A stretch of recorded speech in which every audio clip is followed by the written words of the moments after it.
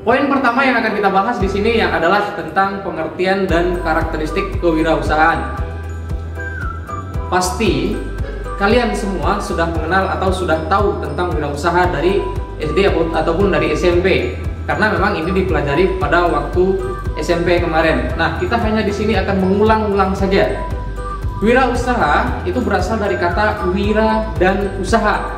Wira berarti pejuang, pahlawan, manusia unggul, teladan, dan gagah berani. Sedangkan wirausaha berarti perbuatan amal, bekerja dan berbuat sesuatu. Nah, menurut Kamus Besar Bahasa Indonesia, wirausaha adalah orang yang pandai atau berbakat mengenali produk baru, mengatur permodalan, mengoperasikannya, serta memasarkannya. Tentunya berbeda dengan sebelumnya.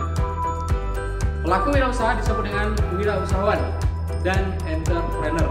Nah, selain itu, wirausaha juga diartikan sebagai sikap atau perilaku yang melibatkan keberanian mengambil risiko, kemampuan berpikir kreatif dan inovatif.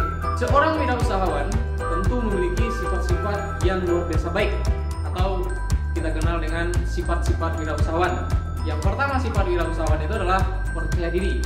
Yang kedua, berorientasi tugas dan hasil. Yang ketiga, berani mengambil risiko. Yang keempat, berjiwa kepemimpinan. Yang kelima, keorisinalitasan atau keaslian. Dan yang keenam adalah berorientasi ke masa depan.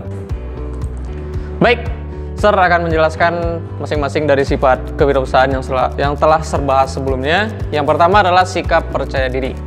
Merupakan sikap atau keyakinan yang bersifat internal, sangat relatif dan dinamis untuk memulai, melaksanakan, dan menyelesaikan suatu pekerjaan. Nah, wirausaha yang sukses adalah wirausaha yang mandiri dan percaya diri. Kepercayaan diri akan mempengaruhi gagasan, inisiatif, kreativitas, dan keberanian berkarya. Kemudian yang kedua adalah sikap berorientasi tugas dan hasil. Seseorang yang selalu mengutamakan tugas dan hasil adalah orang yang selalu mengutamakan nilai-nilai motif berprestasi, berorientasi pada laba, ketekunan, dan kerja keras, sehingga nanti akan menghasilkan perilaku inisiatif. Perilaku inisiatif ini akan diperoleh melalui pengalaman dan pengembangan dengan cara mendisiplinkan diri, kebiasaan berpikir kritis, dan semangat berprestasi.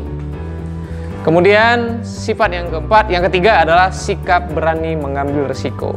Inovasi ataupun kebaruan tidak akan muncul jika kita tidak berani melakukan hal-hal yang belum pernah kita lakukan.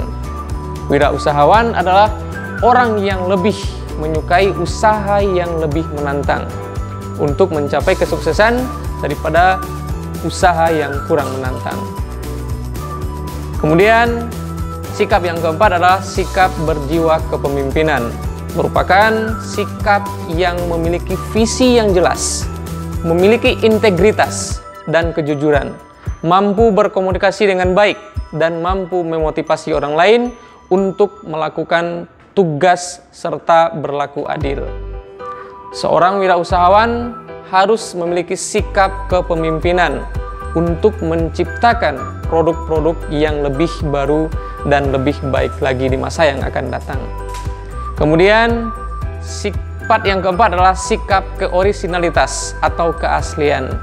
Keaslian muncul dari kemampuan untuk selalu menuangkan imajinasi dalam pekerjaannya, keinginan tampil berbeda, atau selalu memanfaatkan perbedaan, memiliki sikap mental yang positif dan daya pikir kreatif. Keaslian ide dan pemikiran diperoleh dengan keluasan wawasan dan kemampuan berpikir kreatif, serta melihat peluang yang ada. Kemudian, sikap yang selanjutnya adalah sikap berorientasi ke masa depan.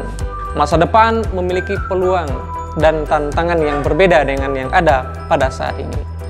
Seorang wirausahawan harus berani melihat peluang dan tantangan, tidak hanya yang ada saat ini, melainkan juga yang akan ada di masa depan. Nah, itulah sifat-sifat yang perlu dimiliki oleh seorang wirausahawan agar usaha yang dibuat dapat berkembang dan sukses di masa depan. Pertanyaannya, apakah Anda memiliki sifat-sifat tersebut? tidak perlu dijawab. Cukup Anda renungkan saja. Memulai sesuatu yang baru pasti tidak mudah. Oleh karena itu, seorang wirausahawan harus berani mencoba dan mengambil risiko. Gagal dalam melakukan sesuatu adalah bagian dari proses untuk menuju kesuksesan.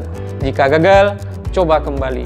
Tentu dengan membuat perhitungan dan perencanaan yang lebih matang dari yang sebelumnya. Demikianlah pembahasan kita pada pertemuan kali ini. Semoga dapat dipahami dan dimengerti. Selanjutnya, silakan kerjakan latihan yang telah disediakan.